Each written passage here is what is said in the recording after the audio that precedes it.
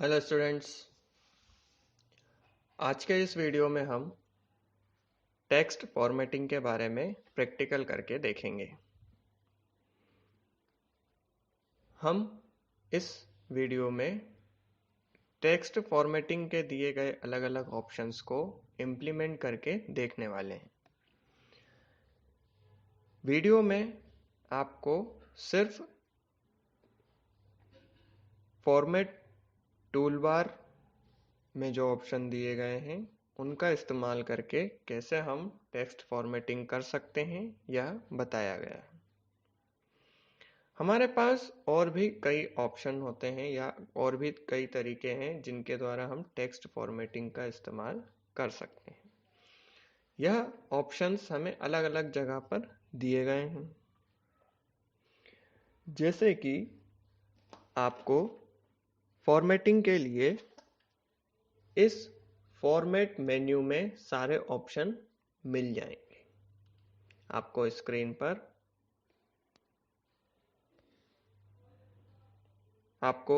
पर इस वक्त सारे ऑप्शंस दिखाई दे रहे होंगे जो फॉर्मेट मेन्यू में दिए गए होते हैं। यहाँ से भी हम फॉर्मेटिंग कर सकते हैं।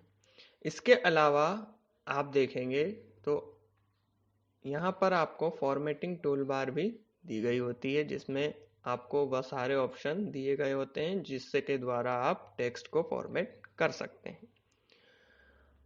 यहाँ से भी अगर हम टेक्स्ट फॉर्मेटिंग नहीं करना चाहते तो हम कीबोर्ड की मदद से शॉर्टकट कीज का इस्तेमाल करते हुए टेक्स्ट फॉर्मेटिंग इम्प्लीमेंट कर सकते हैं।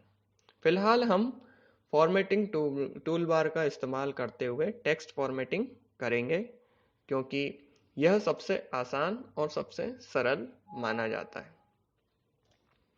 इसमें आपको ऑप्शंस ढूंढना नहीं पड़ते, स्क्रीन पर ही आपको सभी ऑप्शंस दिए गए होते हैं जिनका इस्तेमाल हम माउस के द्वारा कर सकते हैं।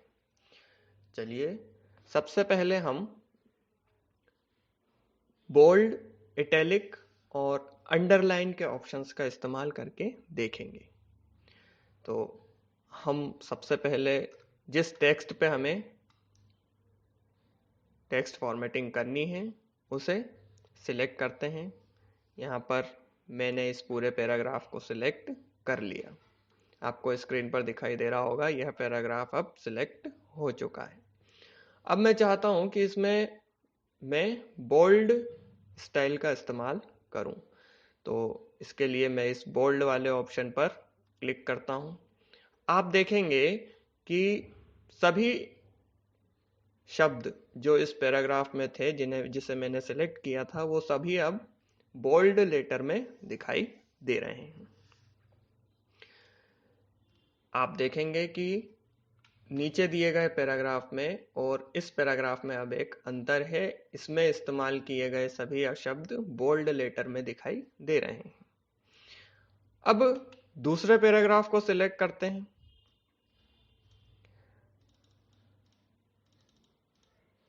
यह मैंने इसे सिलेक्ट कर लिया और अब इस पैराग्राफ में मैं इटैलिक का इस्तेमाल करता हूं, इटैलिक स्टाइल का इस्तेमाल करूंगा। इसके लिए मैं इस इटैलिक के ऑप्शन पर क्लिक करता हूं।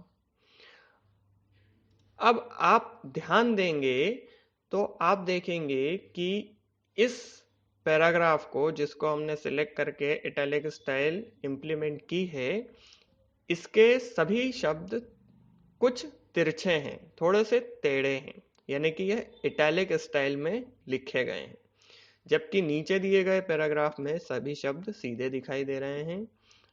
ठीक है, तो यहां पर हमने इस पैराग्राफ में इटैलिक का इस्तेमाल किया है।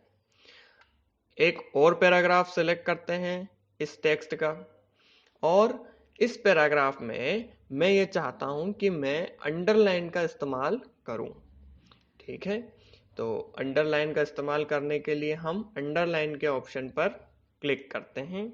अब आप देखेंगे कि इस पूरा पैराग्राफ में जो हमने सेलेक्ट किया था उसके नीचे आपको एक लाइन दिखाई दे रही है। इस अंडरलाइन के ऑप्शन का इस्तेमाल हम अलग अलग जगहों पर भी कर सकते हैं। जैसे इस पैराग्राफ में अगर मुझे अंडरलाइन का इस्तेमाल करना है, मैं ये चाहता हूं कि ये ट्रांसपोर्ट जो लिखा हुआ है यह अलग से दिखाई दे, इसके लिए मैं यहाँ पर अंडरलाइन का इस्तेमाल करना चाहता हूँ। सबसे पहले मैं इसे सिलेक्ट करता हूँ। सिलेक्ट करने के बाद मैं अंडरलाइन के ऑप्शन पर क्लिक कर देता हूँ। अब आप देखेंगे यहाँ पर एक अंडरलाइन आपको दिखाई दे रही होगी। इसी प्रकार से अगर मुझे स्ट्राइक थ्रू का इस्तेमाल करना है, स्ट्राइक थ्रू क्या होता है, तो यदि हमें किसी लाइन पर, ठीक है, किसी शब्द या किसी लाइन के बीच में कोई लाइन चाहिए, किसी सेंटेंस के बीच में कोई लाइन चाहिए, तो हम स्ट्राइक थ्रू का इस्तेमाल कर सकते हैं। जैसे कि अगर मैं इस पैराग्राफ को सिलेक्ट करूं और सिलेक्ट करने के बाद इस पे स्ट्राइक थ्रू ऑप्शन का इस्तेमाल करूं, तो अब आप देखेंगे कि यह पूरे पैराग्राफ के जितने भी सेंटेंस हैं उन सब पर एक लाइन चल रही है। हम इसे रिमूव भी कर सकते हैं सिलेक्ट करके, और दोबारा जब हम स्ट्राइक थ्रू पर क्लिक करेंगे तो यह लाइन रिमूव भी हो जाएगी। फिलहाल हम इसे रहने देते हैं। अब आगे बढ़ें और सब स्क्रिप्ट और सुपर स्क्रिप्ट के बारे में पढ़ें। सुपर स्क्रिप्ट और सब स्क्रिप्ट में क्या होता है यह आप सभी पहले से जानते हैं, हम यह पढ़ चुके हैं। यदि हमको इस दो यानी कि लेयर 2 जो लिखा हुआ है, इस दो को इसके ऊपर या नीचे रखना है, तो हम सब स्क्रिप्ट या सुपर स्क्रिप्ट का इस्तेमाल कर सकते हैं। पहले सुपर स्क्रिप्ट का इस्तेमाल करते हैं जिसमें यह दो ऊपर चला जाएगा। देखिए अब यह ऊपर चला गया। इसी तरीके से अगर इसे नीचे शिफ्ट करना है तो हम सब स्क्रिप्ट का इस्तेमाल करते हुए इसे नीचे लिए जाते हैं। इस प्रकार से हम सब स्क्रिप्ट और सुपर स्क्रिप्ट का इस्तेमाल कर सकते हैं। अब एक और ऑप्शन का इस्तेमाल करके देखते हैं जिसे क्लियर फॉर्मेटिंग कहा जाता है। यानी कि अब तक इस डॉक्यूमेंट में, इस टेक्स्ट डॉक्यूमेंट में हमने जितनी भी फॉर्मेटिंग की है वह सब कुछ हट जाएगी। ठीक है, अगर हम इस पूरे डॉक्यूमेंट को सिलेक्ट करके और क्लियर फॉर्मेटिंग के ऑप्शन पर क्लिक करेंगे तो इस पूरे डॉक्यूमेंट में जितनी भी फॉर्मेटिंग की गई है वह सब कुछ हट जाएगी।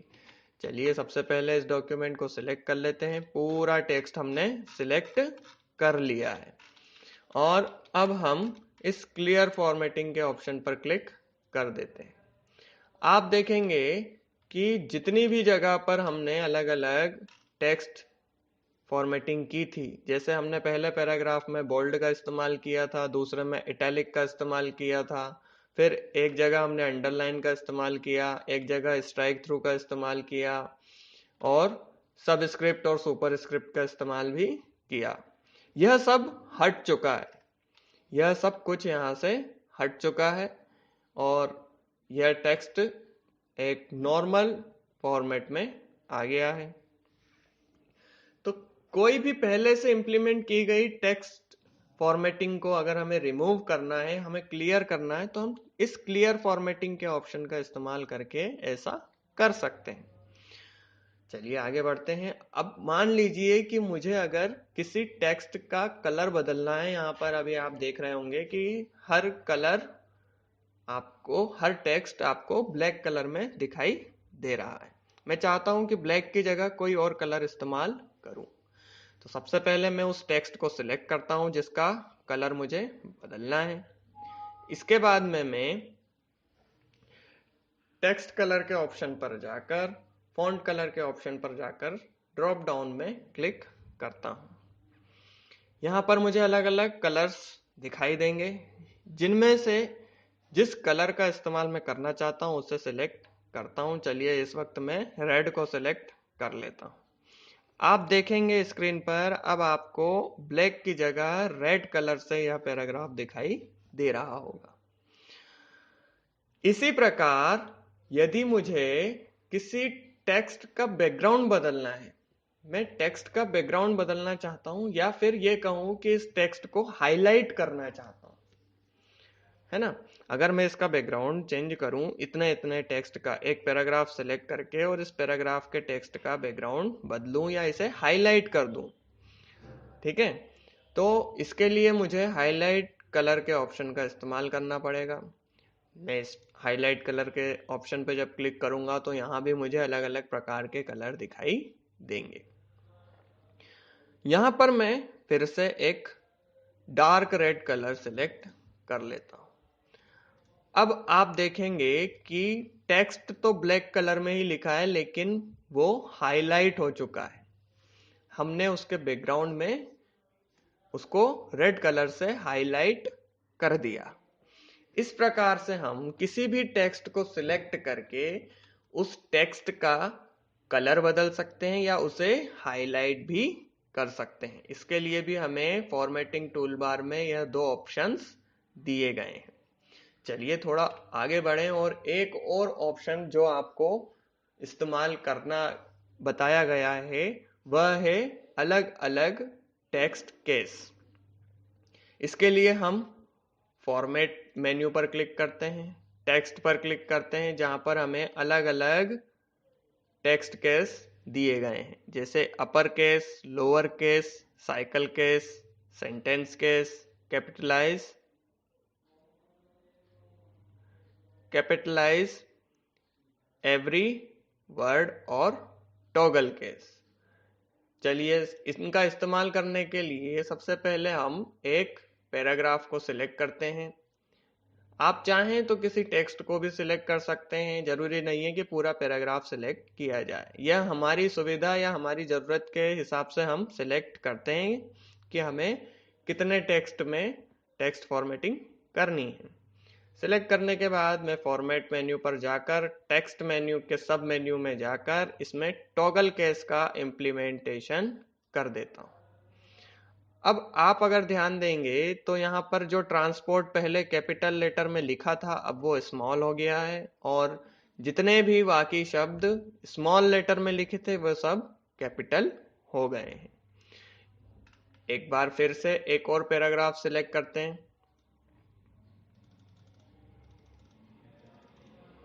और इस बार हम कोई दूसरा, जैसे कि कैपिटलाइज एवरी वर्ड, इस पर जब मैं क्लिक करूंगा तो आप देखेंगे हर एक शब्द का पहला लेटर कैपिटल हो गया है।